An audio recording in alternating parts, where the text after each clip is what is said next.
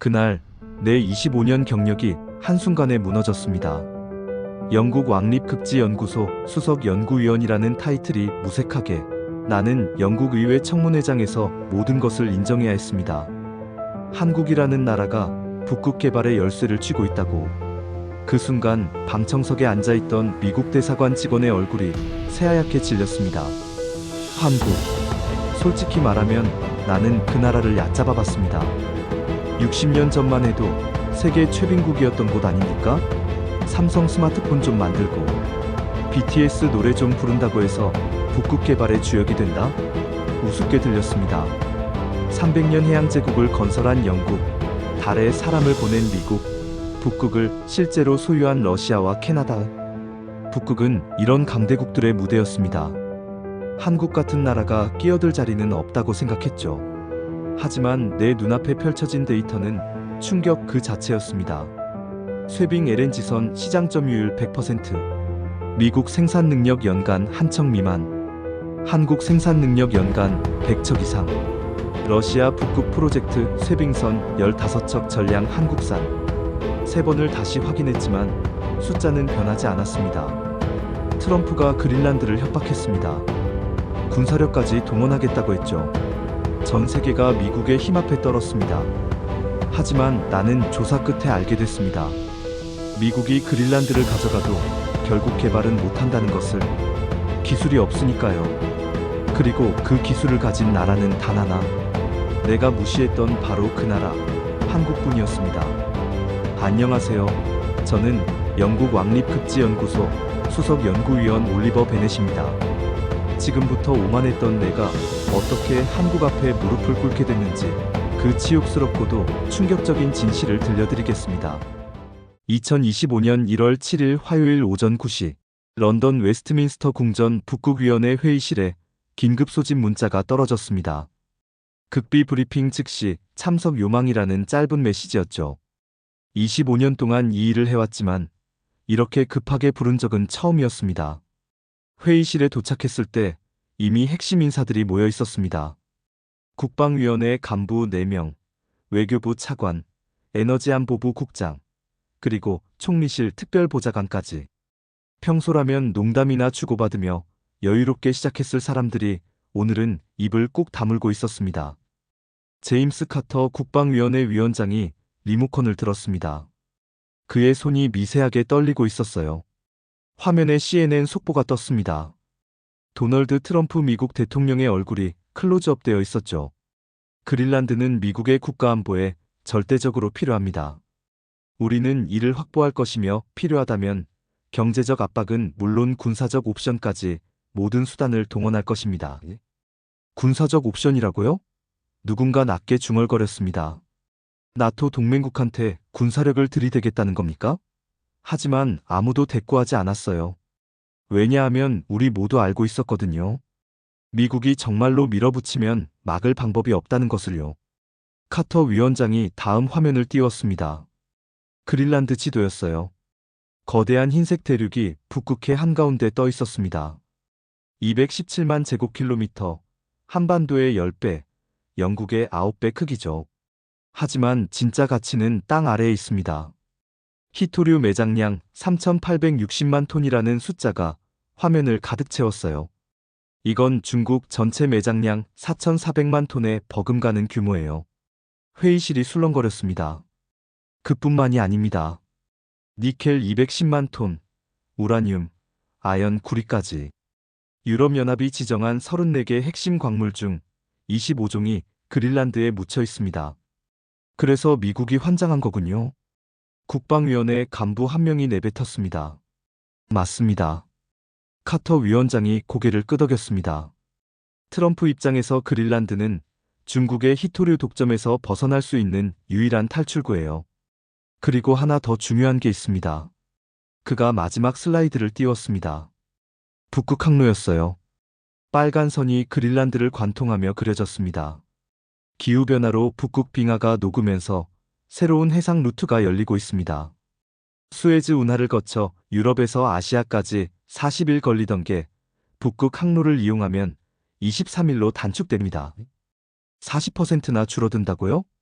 외교부 차관이 놀라서 물었습니다. 네, 물류혁명입니다. 그리고 그린란드는 그 항로의 관문이에요. 이제 이해가 됐어요. 그린란드는 단순한 얼음 덩어리가 아니었습니다.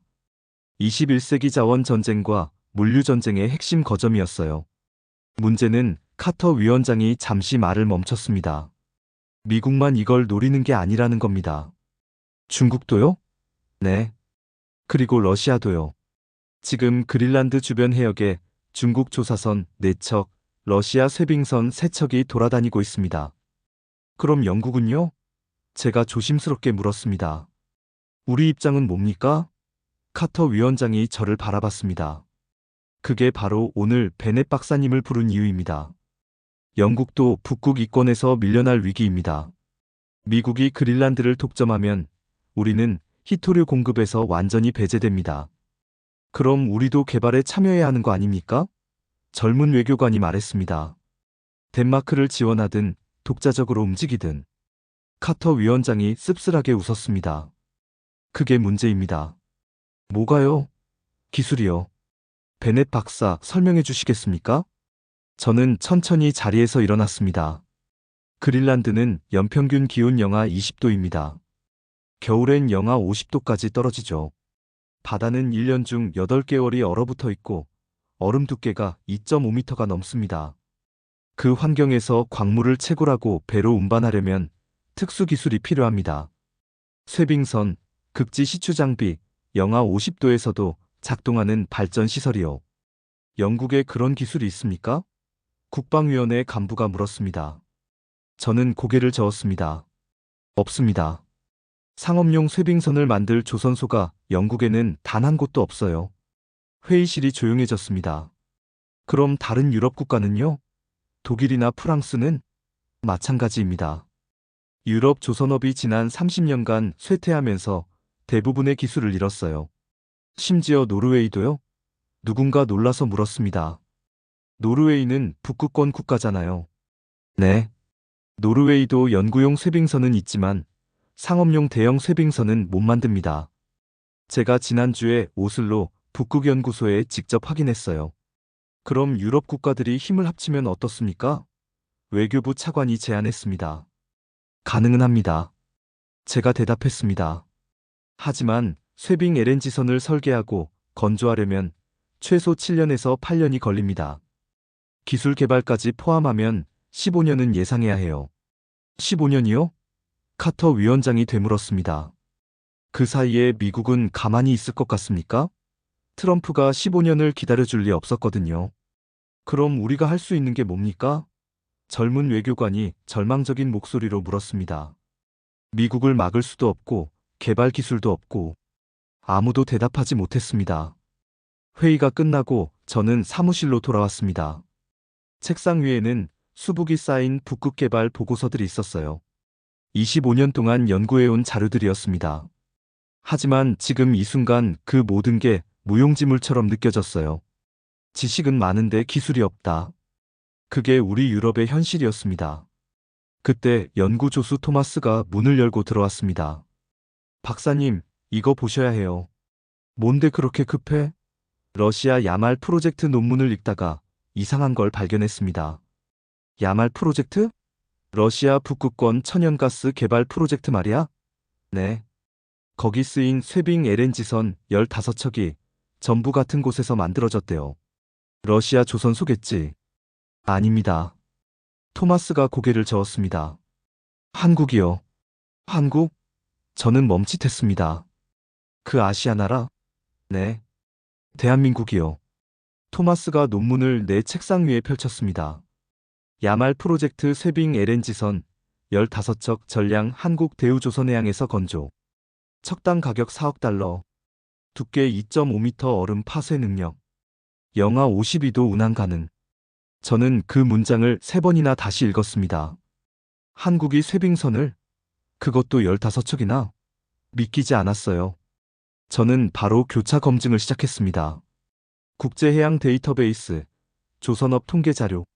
모든 자료가 같은 사실을 가리키고 있었습니다. 토마스, 이거 확실한 거야? 네. 한국이 쇠빙 LNG선 분야에서 세계 1위래요. 저는 더 깊이 파고들었습니다. 쇠빙 LNG선 시장 점유율을 검색했어요. 그리고 화면에 뜬 숫자를 보는 순간 저는 의자에서 벌떡 일어났습니다. 시장 점유율 100%. 100%라고? 이게 가능한 숫자야? 저도 처음엔 오타인 줄 알았어요. 근데 맞습니다. 쇠빙 LNG선을 상업적으로 건조할 수 있는 나라는 현재 한국이 유일해요. 저는 손이 떨렸습니다. 25년 동안 북극을 연구하면서 한국이라는 나라를 진지하게 생각해 본 적이 한 번도 없었어요.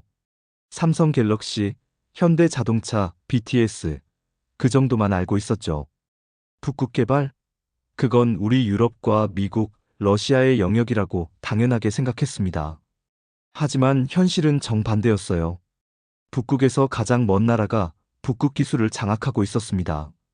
토마스, 이거 카터 위원장한테 바로 보고해야 해. 제가 급히 말했습니다. 영국 정부가 알아야 해. 그 작은 나라가 정말 우리를 도울 수 있을까요? 작다고? 저는 화면을 가리켰습니다. 100% 시장 점유율이 작아 보여.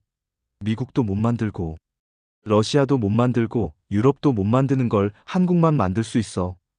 그날 밤 저는 잠을 이룰 수 없었습니다. 한국. 우리가 무시했던 그 나라. 북극과는 아무 관련도 없을 것 같았던 그 나라가 사실은 모든 열쇠를 쥐고 있었다. 영국의 자존심이 상했습니다. 300년 해양 제국을 건설한 우리가 아시아의 작은 나라한테 기술적으로 뒤떨어져 있다니 인정하고 싶지 않았어요. 하지만 데이터 앞에서 자존심은 무의미했습니다. 다음 날 아침 저는 카터 위원장에게 긴급 보고서를 제출했습니다. 제목은 한국의 쇠빙선 기술 독점과 그린란드 개발 가능성이었어요. 보고서를 읽은 위원장은 즉시 저를 불렀습니다. 베넷 박사, 이거 확실합니까? 그의 목소리에는 반신반의하는 기색이 역력했어요. 네. 저는 단호하게 대답했습니다. 세 곳의 독립적인 출처에서 교차 검증했습니다. 한국이 쇠빙 LNG선 시장을 100% 장악하고 있는 건 부정할 수 없는 사실입니다. 카터 위원장이 보고서를 다시 펼쳤습니다. 러시아 야말 프로젝트 15척 전량 한국산, 척당 가격 4억 달러, 영하 52도 작동 가능. 한국이 정말 이런 기술을 가지고 있다는 겁니까? 네. 그리고 더 놀라운 건 미국도 이 기술이 없다는 겁니다. 저는 추가 자료를 꺼냈습니다. 미국 상업조선소 연간 생산 능력을 보시면 대형 선박 기준으로 한 척도 안 됩니다.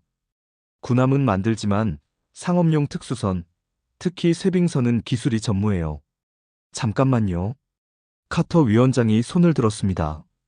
미국이 쇠빙선을 못 만든다고요? 세계 최강 대국이? 조선업 분야에서는 그렇습니다. 미국 조선업은 지난 40년간 사실상 붕괴했어요.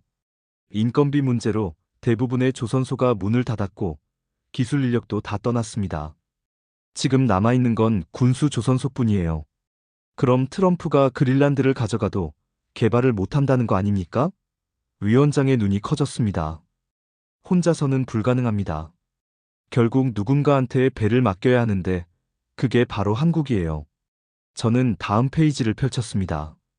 한국 조선소 연간 생산 능력은 대형 선박 기준 100척 이상입니다.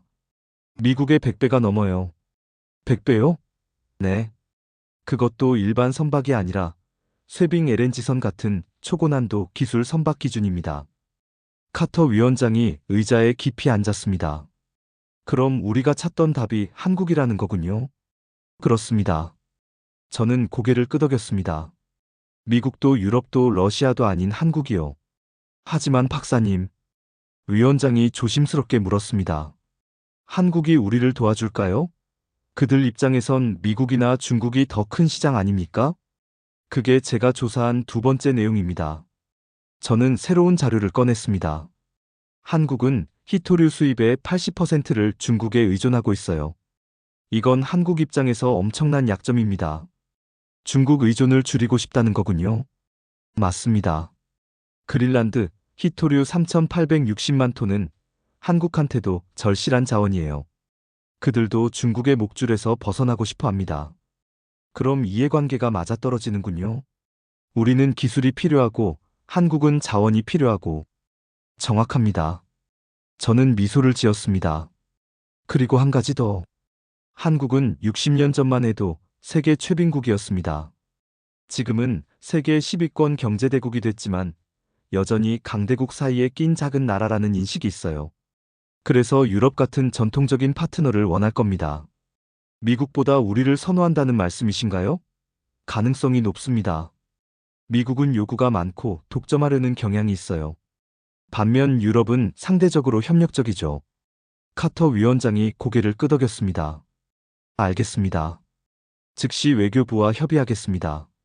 한국 정부에 접촉해봐야겠어요.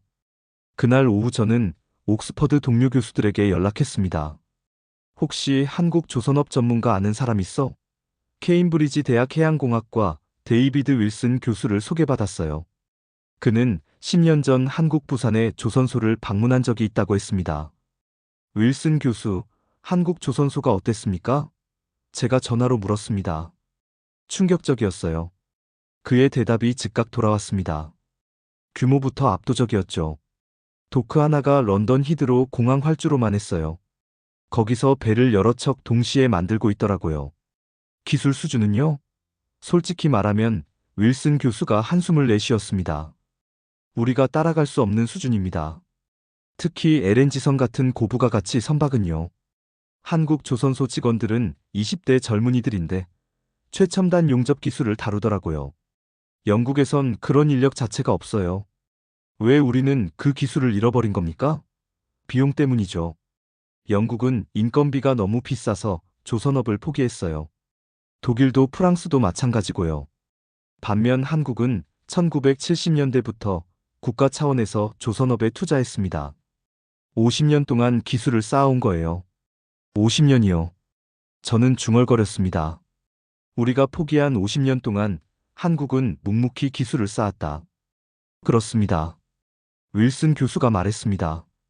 그리고 지금 그 결과가 나타나는 거죠. 베넷 박사, 솔직히 말하면 북극 개발은 한국 없이 불가능합니다.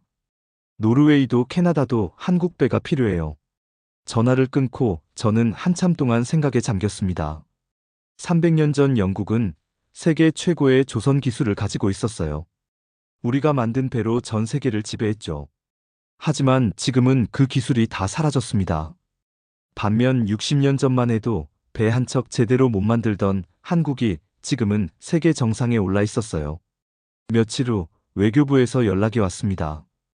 베넷 박사님, 한국 측과 예비 접촉을 했습니다. 외교부 북극정책과 제니퍼 올 과장이었어요. 반응이 어땠습니까? 제가 물었습니다. 흥미롭게도 아주 적극적이었어요. 그린란드 프로젝트에 관심이 많더라고요. 구체적으로 어떤 반응이었습니까? 한국산업통상자원부 담당자가 이렇게 말했대요. 히토류 확보는 한국 경제의 생존 문제다. 유럽과의 협력을 적극 검토하겠다. 홀 과장이 메모를 읽었습니다. 그리고 한 가지 더. 한국은 중국 의존도를 낮추는 게 국가 전략이래요. 그린란드가 그 돌파구가 될 수 있다고 봅니다. 조건은 제시했습니까? 아직 구체적인 건 없지만 대략적인 윤곽은 나왔어요. 한국은 기술과 선박을 제공하고 그 대가로 히토류 일부 지분을 원한다고 합니다. 얼마나요? 15% 정도래요. 15%요? 저는 놀랐습니다. 그게 다입니까? 네. 저희도 의외였어요. 훨씬 많이 요구할 줄 알았는데.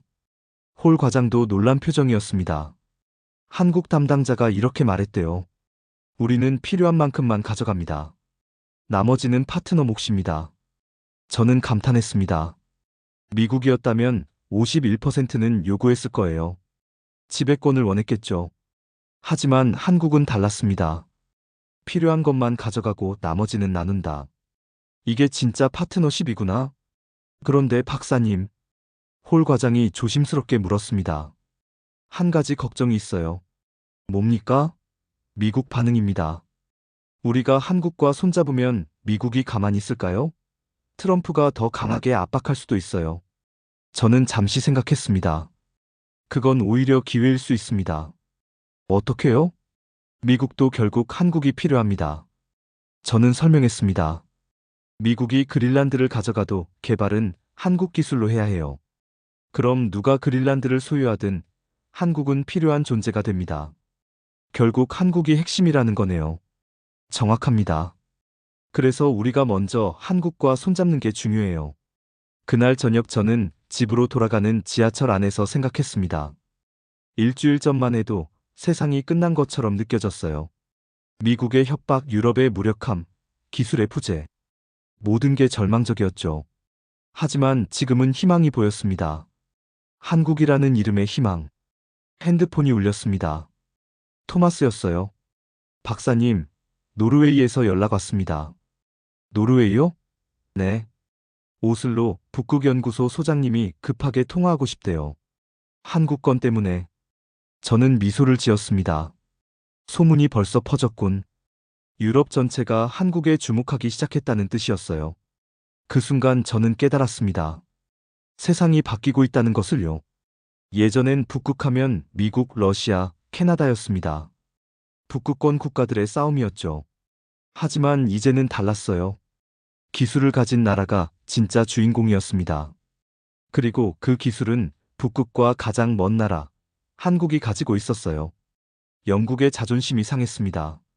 300년 해양 제국을 건설한 우리가 아시아의 작은 나라한테 도움을 구해야 한다니. 하지만 현실은 현실이었어요. 우리한테 선택지가 없었습니다. 한국 아니면 답이 없었어요. 노르웨이 오슬로 북극연구소 에릭 요한센 소장과의 통화는 다음 날 아침에 이뤄졌습니다. 베넷 박사 소문 들었습니다. 그의 목소리는 급했어요. 한국과 접촉 중이시라면서요? 소문이 빠르네요. 제가 웃으며 대답했습니다. 어떻게 하셨습니까? 유럽 북극 네트워크는 좁아요. 요한센 소장이 말했습니다. 영국 외교부가 움직이면 다들 알게 됩니다. 솔직히 말씀드리면 우리도 한국이 필요해요. 노르웨이도요? 북극권 국가인데요? 북극권이라고 다 같은 게 아닙니다. 그의 목소리가 씁쓸해졌어요. 우리도 쇠빙 LNG선은 못 만들어요. 연구용 쇠빙선 몇 척 있지만 상업용 대형은 기술이 없습니다. 저는 놀랐습니다. 노르웨이는 북해 석유로 엄청난 부를 쌓은 나라예요. 국부 펀드가 1조 달러가 넘죠. 그런 나라도 쇠빙선을 못 만든다니. 그럼 지금까지는 어떻게 하셨습니까? 러시아한테 맡겼어요. 요한센 소장이 인정했습니다. 하지만 우크라이나 전쟁 이후 러시아와는 협력이 끊겼죠. 그래서 한국이 필요합니다. 구체적으로 뭘 원하십니까? 노르웨이 북부 바렌츠에 가스전 개발이요. 거기도 쇠빙선이 필요해요. 혹시 영국이 한국과 협상할 때 노르웨이도 끼워줄 수 있습니까? 제가 결정할 사안은 아닙니다. 제가 조심스럽게 말했습니다. 하지만 외교부에 전달은 하겠습니다. 감사합니다. 그리고 베넷 박사 한 가지만 더. 뭡니까? 한국을 과소평가하지 마십시오. 요한센 소장의 목소리가 진지해졌어요. 저도 5년 전만 해도 한국을 얕잡아 봤어요. 작은 나라, 신흥국 정도로만 생각했죠. 하지만 직접 부산 조선소를 방문하고 나서 생각이 완전히 바뀌었습니다. 어떤 점에서요? 규모도 규모지만 시스템이 놀라웠어요. 한국 조선소는 마치 거대한 공장처럼 돌아갑니다. 설계부터 건조까지 모든 게 디지털화되어 있고 젊은 엔지니어들이 최첨단 장비를 다루고 있어요. 유럽은 이미 한 세대 뒤처졌습니다. 저는 그 말을 곱씹었습니다. 한 세대 뒤처졌다. 인정하기 싫지만 사실이었어요. 전화를 끊고 저는 카터 위원장에게 보고했습니다. 노르웨이도 한국 기술이 필요하답니다. 위원장이 고개를 끄덕였습니다. 예상했습니다. 북극권 국가들도 결국 한국 손을 벌릴 수밖에 없어요. 그럼 우리가 서둘러야겠네요. 미리 선점하지 않으면 줄이 길어질 겁니다. 맞습니다. 제가 동의했습니다. 그런데 한 가지 궁금한 게 있습니다. 뭡니까? 미국은 정말 쇠빙선을 못 만드는 겁니까? 아니면 안 만드는 겁니까? 카터 위원장이 새로운 자료를 꺼냈습니다. 미국 해양청 보고서예요. 여기 보시면 답이 나옵니다. 저는 보고서를 펼쳤습니다. 미국 상업조선소 현황이라는 제목이었어요. 1980년대만 해도 미국에는 대형 조선소가 10곳이 넘었습니다. 하지만 지금은 거의 다 문을 닫았어요. 남은 건 군함 만드는 조선소뿐입니다. 왜 이렇게 됐습니까? 인건비 때문이죠. 카터 위원장이 설명했습니다. 미국 조선소 노동자 임금이 한국의 3배가 넘었어요. 경쟁이 안 됐죠. 그래서 하나둘 문을 닫았고 기술자들도 다 떠났습니다. 지금은 기술 자체가 사라진 상태예요. 복구는 불가능합니까? 이론적으로는 가능합니다. 하지만 최소 10년에서 15년은 걸릴 거예요. 조선소 짓고 인력 양성하고 기술 개발하고 트럼프 임기 내에는 절대 불가능합니다. 그럼 미국이 그린란드를 가져가도 의미가 없네요. 바로 그겁니다. 위원장이 미소를 지었습니다. 미국도 결국 한국한테 맡겨야 해요. 그날 오후 저는 토마스와 함께 추가 조사를 진행했습니다. 박사님, 일본은 어떻습니까? 토마스가 물었습니다. 일본도 한때 조선 강국이었잖아요. 좋은 질문이야. 저는 고개를 끄덕였습니다. 일본 자료도 찾아보자. 1시간 후 우리는 놀라운 기사를 발견했습니다. 일본 경제신문 기사였어요. 제목은 일본 조선업, 한국의 완패, 재기 불가능이었습니다.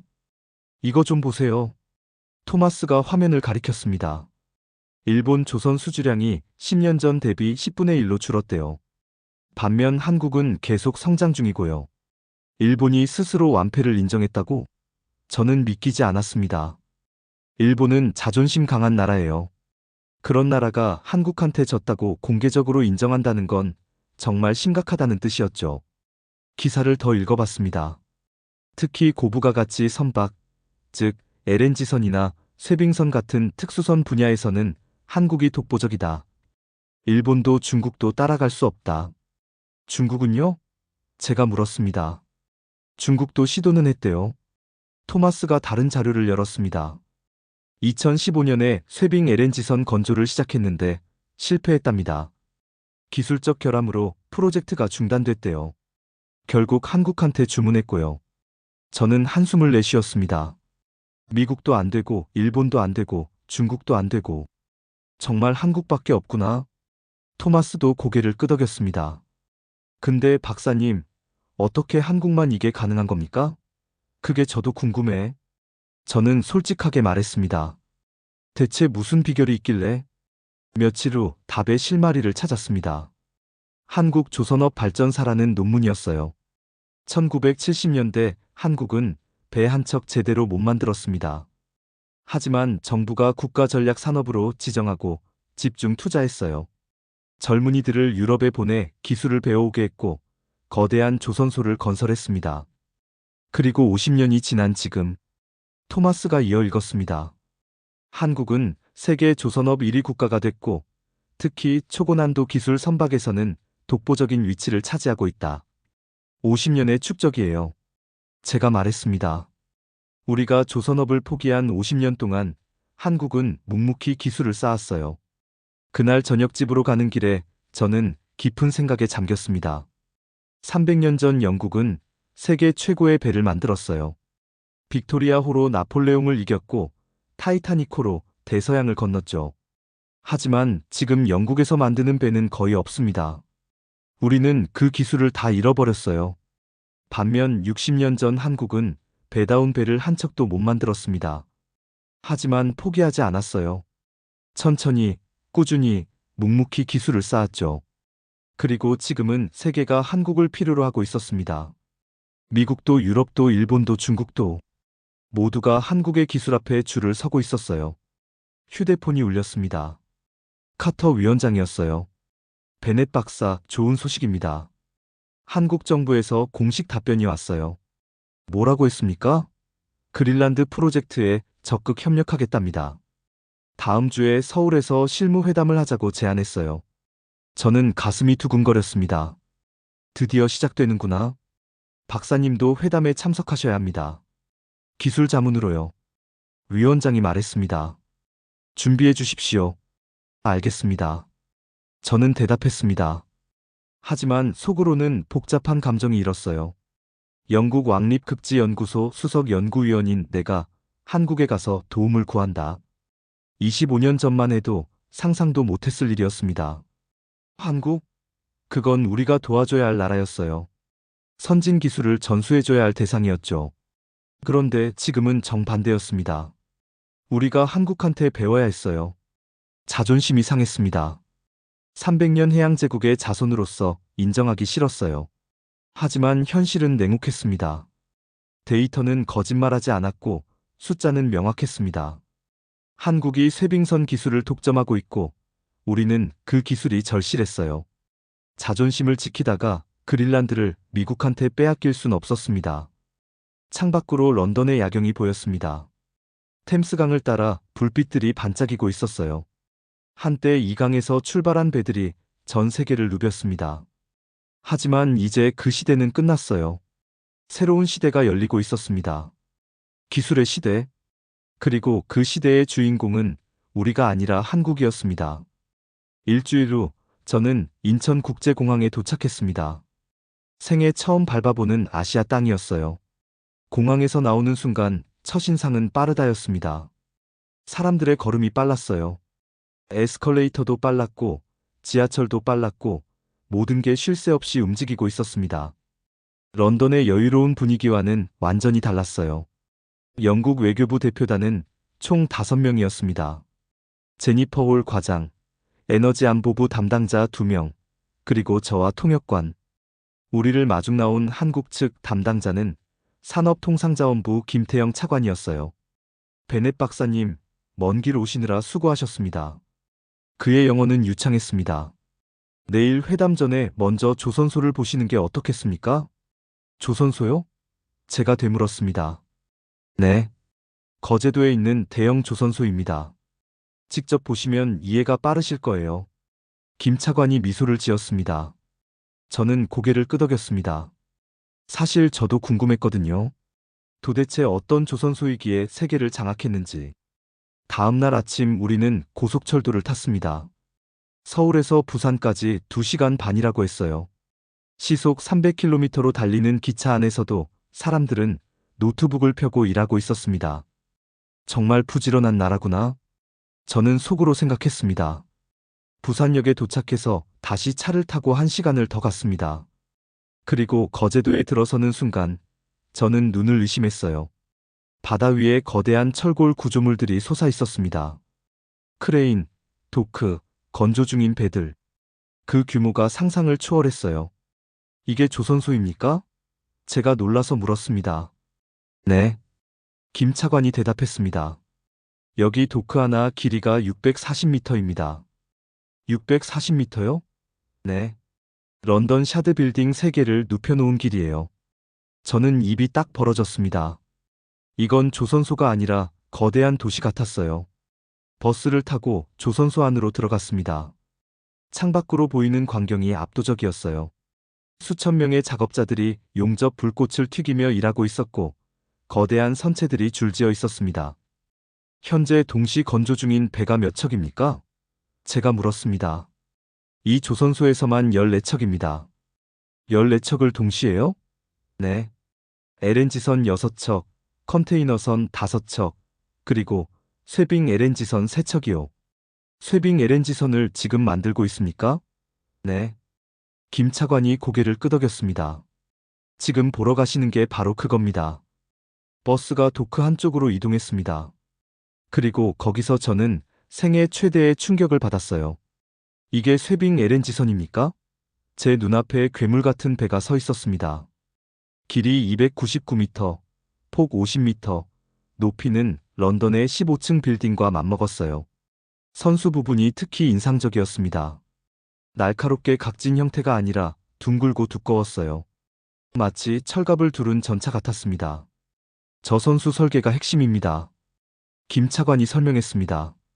일반 배는 물을 가르지만 쇄빙선은 얼음 위로 올라탄 뒤 무게로 깨뜨려요. 얼마나 두꺼운 얼음까지 깰 수 있습니까? 2.5m입니다. 2.5m요?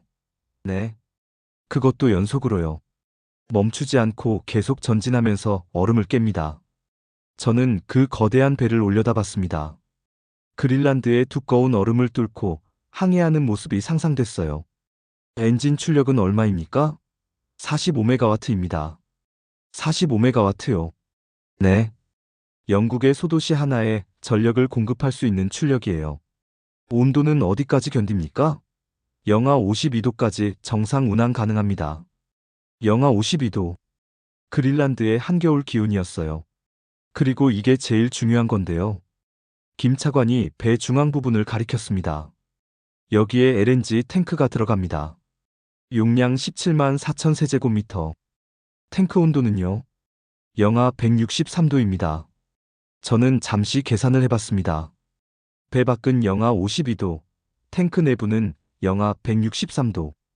그 사이에 111도의 온도 차이가 있었어요. 게다가 쇠빙 충격까지 견뎌야 합니다. 어떻게 그게 가능합니까? 멤브레인 기술입니다. 김 차관이 설명했습니다. 특수 합금으로 만든 초방막 구조예요. 극저온에서도 수축하지 않고 충격에도 견딥니다. 이 기술을 상용화한 건 세계에서 한국이 유일합니다. 유일하다고요? 네. 미국, 중국, 유럽 다들 시도했지만 실패했어요. 저는 할 말을 잃었습니다. 영국에서 본 자료로는 알았지만 실물을 보니 충격이 훨씬 컸어요. 잠시 회의실에서 쉬면서 얘기 나눌까요? 김 차관의 제안에 저는 고개를 끄덕였습니다. 조선소 내 회의실로 이동했어요. 창문 너머로 거대한 도크가 보였습니다. 박사님, 김 차관이 커피를 건네며 말했습니다. 솔직히 여쭤볼게요. 영국은 왜 한국에 관심을 가지신 겁니까?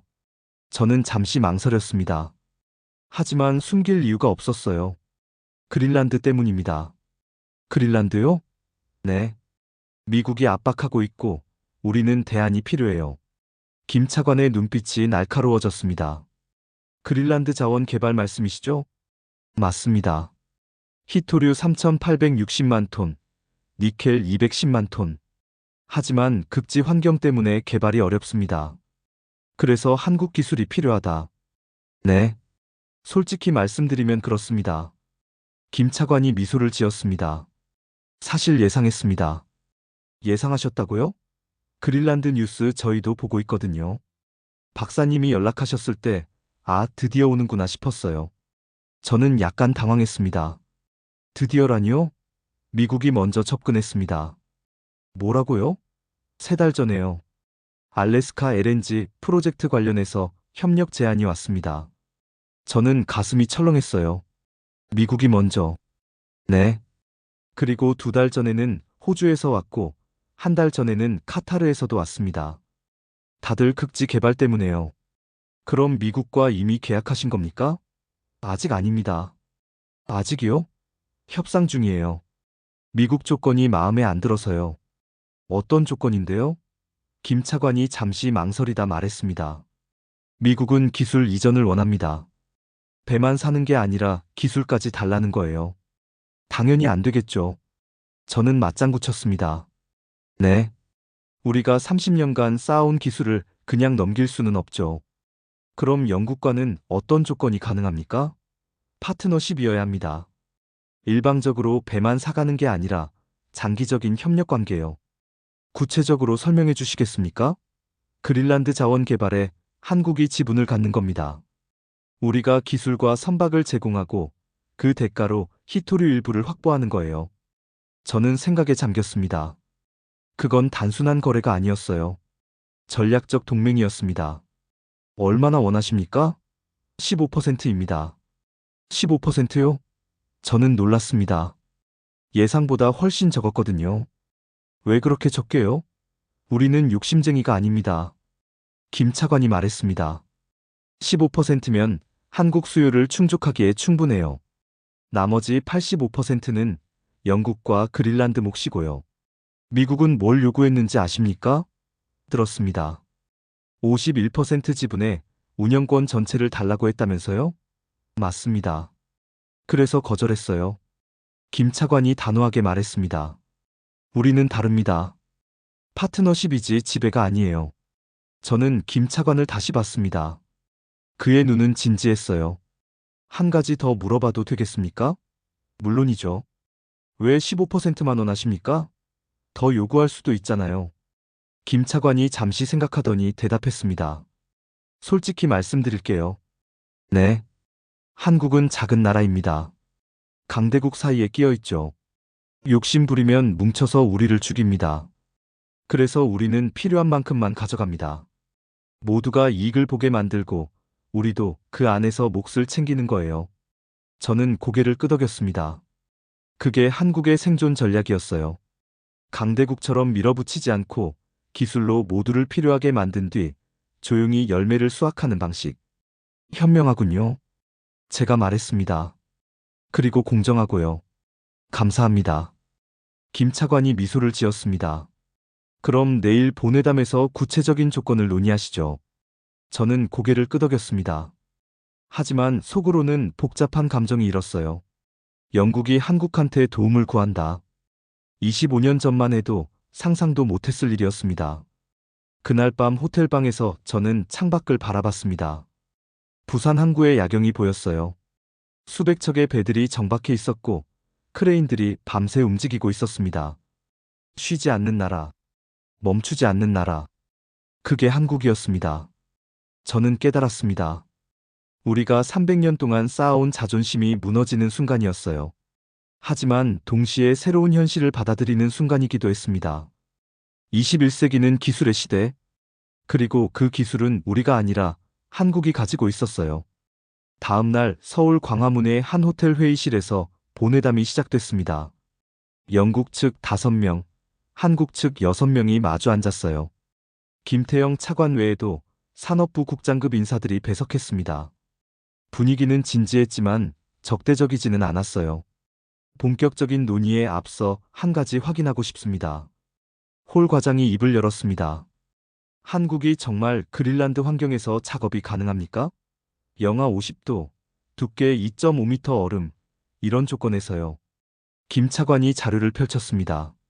러시아 야말 프로젝트를 보시면 됩니다. 거기는 그린란드보다 더 혹독해요. 야말이 더 혹독하다고요? 네. 겨울철 최저 기온이 영하 60도까지 떨어집니다. 바렌츠의 얼음 두께는 3m가 넘고요. 그런데 우리 쇠빙선이 15척이나 운항 중입니다. 단 한 번도 사고 없이요. 저는 고개를 끄덕였습니다. 데이터가 그걸 증명하고 있었어요. 기술적 문제는 없다고 봐도 되겠습니다. 제가 말했습니다. 이제 조건을 논의해야겠네요. 한국 측이 원하는 게 정확히 뭡니까? 크게 3가지입니다. 김 차관이 손가락을 꼽았습니다. 첫째, 그린란드 히토류 개발권 15%. 둘째, 북극 항로 물류 거점 참여. 셋째, 장기 전략 파트너십. 15%는 적정한 수준으로 보입니다. 홀 과장이 말했습니다. 하지만 북극 항로 거점은 구체적으로 뭘 의미합니까? 그린란드에 보급 기지를 만들어야 합니다. 김 차관이 설명했습니다. 쇠빙선이 연료를 보급하고 정비를 받을 수 있는 항구요. 한국이 그 건설과 운영에 참여하고 싶습니다. 그건 그린란드 정부와 협의해야 할 사안입니다. 제가 말했습니다. 하지만 원칙적으로는 문제 없어 보여요. 기술 이전 요구는 없습니까? 없습니다. 김 차관이 단호하게 말했습니다. 우리가 배를 만들고 운영합니다. 영국은 자원 개발에만 집중하시면 돼요. 그게 오히려 좋습니다. 홀 과장이 미소를 지었습니다. 우리는 조선 기술이 없으니까요. 솔직하시네요. 김 차관도 웃었습니다. 서로 솔직해야 좋은 파트너십이 만들어지죠.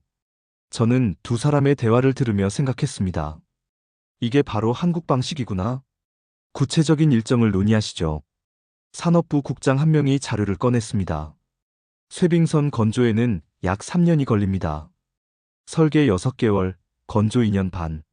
그린란드 프로젝트에는 최소 5척이 필요할 거예요. 한 척당 가격은요?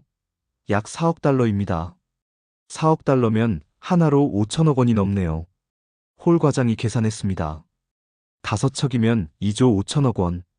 적지 않은 금액이군요. 하지만 30년 운영한다고 가정하면 충분히 회수 가능합니다. 제가 말했습니다. 히토류 3,860만 톤의 가치를 생각하면요. 맞습니다. 김 차관이 동의했습니다. 그리고 한 가지 더. 우리가 금융 지원도 할 수 있습니다. 금융 지원이요? 네. 한국수출입은행이 저리융자를 제공할 수 있어요. 이자율 2%, 20년 장기 상환. 홀 과장의 눈이 커졌습니다. 그건 상당히 좋은 조건인데요. 한국 정부는 이 프로젝트를 전략적으로 중요하게 봅니다. 김 차관이 설명했습니다. 희토류 확보는 우리 경제의 생존 문제예요. 그래서 금융까지 지원하는 겁니다. 저는 감탄했습니다. 한국은 단순히 배만 파는 게 아니었어요. 프로젝트 전체를 패키지로 제공하고 있었습니다. 한 가지 우려가 있습니다. 제가 조심스럽게 꺼냈습니다. 미국 반응입니다. 우리가 한국과 손잡으면 미국이 가만히 있을까요? 회의실이 잠시 조용해졌습니다. 김 차관이 천천히 입을 열었습니다. 솔직히 말씀드릴게요.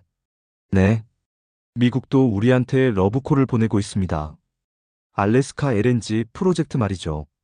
김 차관이 고개를 끄덕였습니다. 미국은 우리 기술이 필요해요. 그린란드를 가져가도 개발은 우리한테 맡겨야 합니다. 그럼 결국 누가 그린란드를 소유하든 한국이 필요하다는 거네요. 홀 과장이 정리했습니다. 정확합니다. 김 차관이 말했습니다. 그래서 우리는 미국과도 대화하고 영국과도 대화합니다. 적이 아니라 파트너로요. 다자 협력이군요. 제가 말했습니다. 한국을 중심으로 미국, 영국, 그린란드가 협력하는 구조. 그게 가장 이상적입니다. 김 차관이 동의했습니다. 독점은 갈등을 낳지만 협력은 모두에게 이익이에요. 저는 고개를 끄덕였습니다. 현명한 전략이었어요. 회담은 예상보다 순조롭게 진행됐습니다. 3시간 만에 기본 합의안이 만들어졌어요. 영국과 한국이 그린란드 개발을 공동으로 추진한다. 한국은 쇄빙선과 기술을 제공하고 희토류 15%를 확보한다. 영국은 그린란드와 협력해 나머지 85%를 관리한다. 노르웨이도 참여하고 싶어 합니다. 제가 덧붙였습니다. 가능하다면 북유럽 국가들을 포함한 컨소시엄을 만드는 게 어떨까요? 좋은 생각입니다. 김 차관이 찬성했습니다. 참여국이 많을수록 안정적이죠. 그럼 다음 단계로 노르웨이, 덴마크와도 협의하시죠. 회담이 끝나고 저는 김 차관과 단둘이 차를 마셨습니다. 차관님, 한 가지 궁금한 게 있습니다. 뭡니까? 한국은 왜 이렇게 겸손합니까? 15%만 요구하고 기술 이전도 안 받고 더 요구할 수도 있잖아요. 김 차관이 잠시 생각하더니 대답했습니다. 베넷 박사님, 한국 역사를 아십니까? 대략은요. 우리는 늘 강대국 사이에 끼어 있었어요. 중국, 일본, 러시아, 미국. 생존하려면 지혜가 필요했습니다. 욕심부리면 죽는다는 걸 배웠죠. 그래서 필요한 것만 가져간다. 맞습니다. 그리고 모두가 이익을 보게 만듭니다. 그래야 우리도 안전해요. 김 차관이 미소를 지었습니다. 작은 나라의 생존법입니다. 저는 감동했습니다. 그건 단순한 전략이 아니라 역사가 가르쳐준 지혜였어요. 그날 저녁 호텔로 돌아와 저는 카터 위원장에게 보고했습니다. 위원장님, 성공적이었습니다. 한국 측이 상당히 협조적이에요. 좋은 소식이군요. 위원장의 목소리가 밝았습니다. 구체적인 조건은요? 희토류 15%, 금융 지원 포함, 3년 내 쇄빙선 인도. 저는 요약했습니다. 그리고 노르웨이 등 다른 국가도 참여 가능한 열린 구조예요. 완벽하군요. 위원장이 만족스러워했습니다. 이제 그린란드 정부와 협의만 남았네요. 네. 하지만 저는 확신합니다. 제가 말했습니다. 그린란드도 이 조건을 받아들일 거예요. 미국보다 훨씬 공정하니까요. 베넷 박사 수고하셨습니다. 귀국하시면 의회 브리핑을 준비해 주십시오. 전화를 끊고 저는 서울 야경을 바라봤습니다. 한강이 빛나고 있었어요. 불과 2주 전만 해도 저는 한국을 무시했습니다. 작은 나라, 아시아의 신흥국. 하지만 지금은 달랐어요. 한국은 작지만 강했습니다. 기술로 세계를 움직이는 나라였어요. 저는 깨달았습니다. 21세기는 크기가 아니라 기술이 힘인 시대라는 것을요. 영토가 넓고 인구가 많다고 강한 게 아니었어요. 필요한 기술을 가진 나라가 진짜 강자였습니다. 그리고 한국은 그 기술을 가지고 있었어요. 런던으로 돌아온 지 일주일 후, 저는 덴마크 코펜하겐으로 날아갔습니다. 그린란드를 실질적으로 관리하는 덴마크 정부와의 협의가 필요했거든요. 코펜하겐 에너지청 본부에서 닐스 한센 국장을 만났습니다. 그는 32년 경력의 베테랑이었어요. 베넷 박사님, 소문 들었습니다. 한센 국장이 악수를 청했습니다. 한국과 좋은 결과를 얻으셨다면서요? 네. 예상보다 훨씬 협조적이었습니다. 저는 회담 결과를 간단히 설명했어요. 한국이 15%만 요구하고 나머지는 우리 몫이라고 했습니다. 15%요? 한센 국장의 눈이 커졌습니다.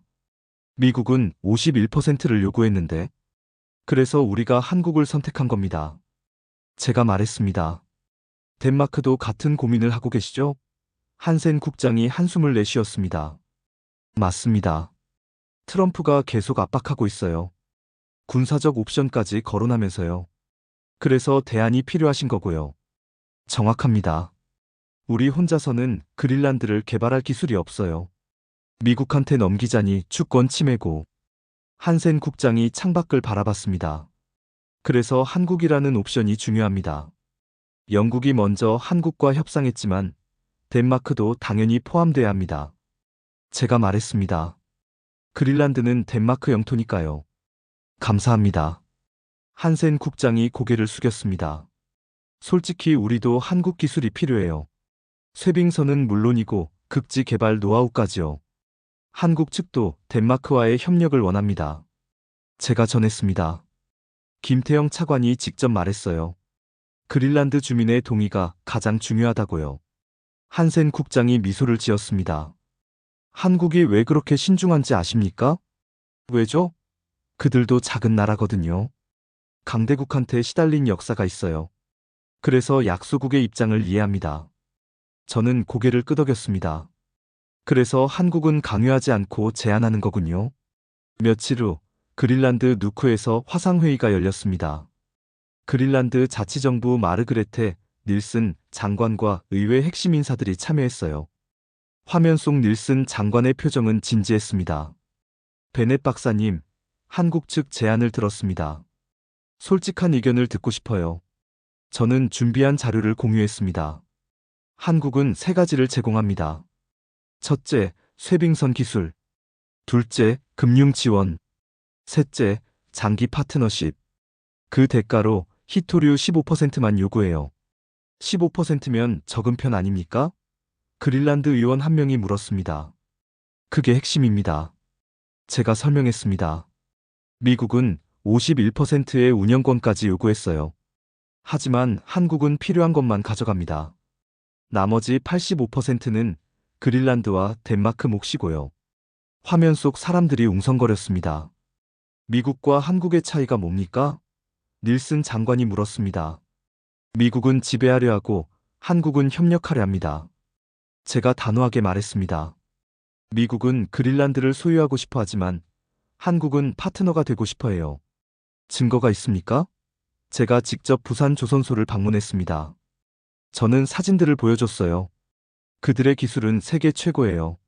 쇄빙 LNG선 시장 점유율 100%. 미국도 유럽도 못 만드는 배를 한국만 만들 수 있습니다. 그린란드 환경에서 작업이 가능합니까? 또 다른 의원이 물었습니다. 러시아 야말 프로젝트를 보시면 됩니다. 저는 데이터를 보여줬어요. 그곳은 그린란드보다 더 혹독해요. 영하 60도, 얼음 두께 3m. 하지만 한국 쇄빙선 15척이 사고 없이 운항 중입니다. 화면 속 사람들의 표정이 점점 진지해졌습니다. 장관님, 제가 말을 이었습니다. 한국은 그린란드 주민을 존중합니다. 강요하지 않고 제안해요. 결정은 여러분이 하시는 겁니다. 닐슨 장관이 천천히 고개를 끄덕였습니다. 그린란드 입장에서 뭐가 최선입니까? 그녀가 물었습니다. 북유럽 컨소시엄입니다. 저는 준비한 안을 펼쳤습니다. 한국이 기술을 제공하고 덴마크, 영국, 노르웨이가 자원과 시장을 제공하는 구조예요. 그린란드는 그 중심에 있고요. 미국은 배제됩니까? 아닙니다. 제가 대답했습니다. 미국도 참여할 수 있어요. 하지만 독점은 안 됩니다. 다자 협력 구조에서 동등한 파트너로요. 그게 가능할까요? 미국이 그걸 받아들일까요? 받아들일 수밖에 없습니다. 제가 자신 있게 말했습니다. 미국도 한국 기술이 필요하거든요. 쇠빙선 없이는 그린란드 개발이 불가능해요. 화면 속에서 웅성거림이 커졌습니다. 한 가지 더 말씀드리겠습니다. 저는 목소리를 높였습니다. 한국은 60년 전만 해도 세계 최빈국이었어요. 하지만 포기하지 않고 기술을 쌓았습니다. 지금은 강대국들도 한국을 필요로 해요. 그린란드도 할 수 있습니다. 닐슨 장관의 눈이 반짝였습니다. 희망을 주시는군요. 사실입니다. 저는 강조했습니다. 자원만 파는 나라로 남을지, 기술 파트너와 함께 성장할지. 선택은 그린란드가 하는 겁니다. 회의는 2시간 넘게 이어졌습니다. 질문이 쏟아졌고 저는 하나하나 답했어요. 회의가 끝난 후 닐슨 장관이 개인적으로 연락해 왔습니다. 베넷 박사님 감사합니다. 그녀의 목소리가 따뜻했어요. 처음으로 희망이 보이네요. 미국도 아니고 중국도 아닌 제3의 길이요. 한국이 그 길을 열어줬습니다. 제가 말했습니다. 그린란드 의회 표결이 다음 주에 있습니다. 닐슨 장관이 말했습니다. 통과될 것 같습니까? 제가 물었습니다. 가능성이 높아요. 한국 조건이 공정하고 실현 가능하니까요. 미국이 제시한 것보다 훨씬 낫습니다. 런던으로 돌아온 저는 카터 위원장에게 보고했습니다. 그린란드도 긍정적입니다. 의회 표결만 남았어요. 훌륭합니다. 위원장이 만족했습니다. 이제 노르웨이도 합류한다면서요? 네. 요한센 소장이 노르웨이 정부를 설득 중입니다. 북유럽 전체가 움직이고 있어요. 미국 반응은요? 아직 조용합니다. 하지만 곧 알게 될 겁니다. 저는 미소를 지었습니다. 자기네 없이 프로젝트가 진행되고 있다는 걸요. 그때가 중요하겠군요. 위원장이 말했습니다. 미국이 어떻게 나올지 걱정 안 합니다. 제가 자신 있게 말했습니다. 미국도 결국 한국이 필요해요. 쇠빙선 없이는 아무것도 못하니까요. 그럼 결국 한국 중심으로 모든 게 돌아가는 거네요. 그렇습니다. 저는 고개를 끄덕였습니다. 기술이 권력인 시대니까요. 그날 밤 저는 오랜만에 편안하게 잠들었습니다. 한 달 전만 해도 절망적이었어요.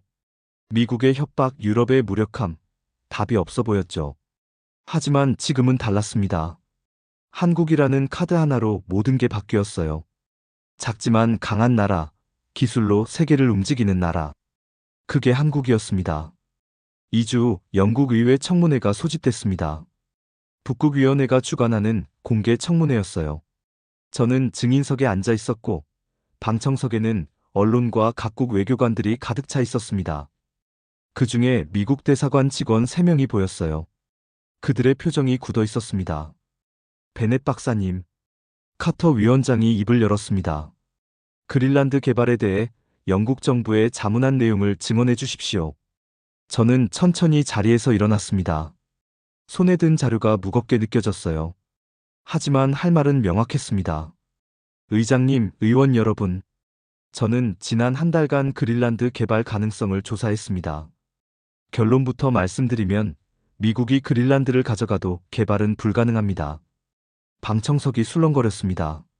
미국 대사관 직원들의 얼굴이 더욱 굳어졌어요. 무슨 근거로 그런 주장을 하십니까? 야당 의원 한 명이 물었습니다. 기술적 근거입니다. 저는 화면에 자료를 띄웠습니다. 그린란드 개발에는 쇠빙 LNG선이 필수입니다. 영하 50도 환경에서 얼음 두께 2.5m를 뚫고 항해할 수 있는 배요. 미국이 그런 배를 못 만든다는 겁니까? 네. 저는 단호하게 대답했습니다. 미국 상업조선소 연간 생산 능력은 대형 선박 기준 한 척 미만입니다. 쇠빙 LNG선은 한 척도 못 만듭니다. 그럼 누가 만들 수 있습니까? 한국입니다. 저는 다음 슬라이드를 띄웠습니다. 대한민국이 쇠빙 LNG선 시장을 100% 장악하고 있습니다. 러시아 북극 프로젝트 15척 전량 한국산입니다. 방청석 웅성거림이 커졌어요. 한국이라고요? 의원 한 명이 놀라서 물었습니다. 그 작은 나라가? 작은 나라지만 기술은 세계 최고입니다. 저는 강조했습니다. 미국 생산 능력이 연간 한 척이라면 한국은 100척입니다. 100배 차이예요. 영국은 어떻습니까? 우리도 못 만듭니다. 저는 솔직하게 인정했습니다. 유럽 전체가 쇠빙 LNG선 기술을 잃었어요. 독일도 프랑스도 노르웨이도 마찬가지입니다. 그럼 우리 모두 한국에 의존해야 한다는 말씀이신가요? 의존이 아니라 협력입니다. 저는 정정했습니다. 한국은 파트너를 원합니다. 지배자가 아니라요. 구체적으로 설명해 주시겠습니까? 한국은 그린란드 히토류 15%만 요구합니다. 저는 비교 자료를 보여줬어요. 미국은 51%의 운영권까지 요구했습니다. 한국은 필요한 것만 가져가고 나머지는 파트너 몫으로 남깁니다. 왜 그렇게 겸손합니까? 한국은 작은 나라입니다. 저는 설명했습니다. 역사적으로 강대국 사이에 끼어 생존해왔어요. 욕심부리면 죽는다는 걸 배웠죠. 그래서 필요한 만큼만 가져가고 모두와 이익을 나눕니다. 미국 반응이 어떨 것 같습니까? 반발할 겁니다. 저는 예상했습니다. 하지만 결국 받아들일 수밖에 없어요. 미국도 한국 기술이 필요하니까요. 쇠빙선 없이는 그린란드 개발이 불가능합니다. 그럼 한국이 사실상 주도권을 쥐는 거네요? 기술이 주도권입니다. 저는 강조했습니다. 21세기는 영토나 군사력이 아니라 기술이 권력인 시대예요. 한국이 그 기술을 가지고 있고 우리는 그 파트너가 되어야 합니다. 청문회장이 잠시 조용해졌습니다. 그때 미국 대사관 직원 한 명이 자리에서 일어나 나갔어요. 급히 본국에 보고하러 간 게 분명했습니다. 베넷 박사님 추가 질문입니다. 카터 위원장이 말했습니다. 영국이 한국과 협력하면 얻는 이익이 뭡니까? 세 가지입니다. 저는 손가락을 꼽았습니다. 첫째, 그린란드 히토류 85% 확보. 둘째, 북극 항로 접근권. 셋째, 장기 기술 파트너십. 반대로 협력 안 하면 어떻게 됩니까? 미국이 그린란드를 독점하고 우리는 배제됩니다. 저는 경고했습니다. 히토류 공급은 중국에 의존하고 북극 항로는 미국 눈치를 봐야 해요. 영국은 북극 이권에서 완전히 밀려납니다. 명확하군요. 카터 위원장이 고개를 끄덕였습니다. 다른 의원들 질문 있습니까? 침묵이 흘렀어요. 제 증언이 워낙 명확했기 때문이죠. 그럼 이제 표결하겠습니다. 위원장이 선언했습니다. 영국 정부가 한국과 전략적 파트너십을 추진하는 안에 찬성하시는 분. 손이 하나둘 올라갔습니다. 야당 의원들도 찬성했어요. 만장일치였습니다. 청문회가 끝나고 저는 복도에서 미국 대사관 직원과 마주쳤습니다. 베넷 박사님 잠깐 시간 되십니까? 그가 조심스럽게 물었습니다. 무슨 일이신가요? 비공개로 말씀 나누고 싶습니다. 우리는 조용한 회의실로 자리를 옮겼습니다. 그는 명함을 건넸어요. 제임스 월터스 미국 국무부 북극정책 담당관이었습니다. 박사님, 오늘 증언 잘 들었습니다. 그의 목소리가 긴장되어 있었어요. 사실만 말씀드렸습니다. 저는 담담하게 대답했습니다. 알고 있습니다. 월터스 담당관이 한숨을 내쉬었어요. 솔직히 말하면 우리도 내부적으로 같은 결론에 도달했습니다. 한국 기술 없이는 안 된다고요. 그럼 왜 51%를 요구하셨습니까? 워싱턴 정치 때문입니다. 그가 솔직하게 말했습니다. 트럼프 대통령이 미국 우선을 강조하니까요. 하지만 현실은 다릅니다. 우리도 한국이 필요해요. 그래서 저한테 연락하신 거군요. 저는 알아챘습니다. 한국과의 협상에 미국도 참여하고 싶다는 거죠? 가능하겠습니까? 월터스 담당관이 간절하게 물었습니다. 독점이 아니라면 가능합니다. 무슨 뜻입니까? 다자 협력 구조입니다. 저는 설명했습니다. 한국이 기술을 제공하고 영국, 덴마크, 노르웨이가 자원과 시장을 제공해요. 미국도 그 파트너로 참여하는 겁니다. 동등한 입장으로요. 51%는 안 된다는 거군요. 15%입니다. 저는 명확히 했습니다. 한국과 동일한 조건이에요. 그게 미국이 받을 수 있는 최선입니다. 월터스 담당관이 긴 시간 생각에 잠겼습니다. 본국에 보고하겠습니다. 그가 일어서며 말했습니다. 박사님, 오늘 대화는 비공개로 부탁드립니다. 물론입니다. 저는 고개를 끄덕였습니다. 하지만 속으로는 웃음이 났어요. 협박하던 미국이 이제 협상을 구걸하고 있었습니다. 그날 저녁 카터 위원장에게 보고했습니다. 미국이 움직였습니다. 예상했습니다. 위원장이 말했습니다. 조건은 15% 동등한 파트너십입니다. 완벽하군요. 이제 모든 퍼즐이 맞춰졌네요. 네. 저는 확신에 차서 말했습니다. 한국 중심으로 북극 협력 체제가 만들어지고 있습니다. 미국도 유럽도 결국 한국을 인정할 수밖에 없어요. 베넷 박사 수고 많으셨습니다. 이건 역사적인 순간입니다. 집으로 돌아가는 길에 저는 깊은 감동을 느꼈습니다. 한 달 전만 해도 한국을 무시했던 제가 지금은 한국의 지혜에 감탄하고 있었어요. 작지만 강한 나라 기술로 세계를 움직이는 나라, 그게 한국이었습니다. 3개월 후 코펜하겐에서 북극 협력 포럼 출범식이 열렸습니다. 참가국은 한국, 영국, 덴마크, 그린란드, 노르웨이, 그리고 미국이었어요. 역사적인 순간이었습니다. 강대국의 독점이 아니라 기술 중심의 다자 협력 체제가 만들어지는 거였죠. 회의장에 들어섰을 때 저는 김태영 차관을 먼저 발견했습니다. 차관님, 오랜만입니다. 베넷 박사님, 반갑습니다. 그가 악수를 청했어요. 오늘이 드디어 왔네요. 네. 3개월 전만 해도 상상도 못했던 일입니다. 저는 감회가 깊었어요. 미국 대표단도 도착했습니다. 제임스 월터스 담당관이 보였어요. 그는 제게 조용히 고개를 숙였습니다. 협박하던 미국이 이제는 동등한 파트너로 참여하고 있었어요. 역사가 바뀌는 순간이었습니다. 회의가 시작됐습니다. 덴마크 총리가 개회사를 했어요. 오늘 우리는 새로운 국제 협력 모델을 만듭니다. 강대국의 독점이 아니라 기술과 자원의 공정한 교환입니다.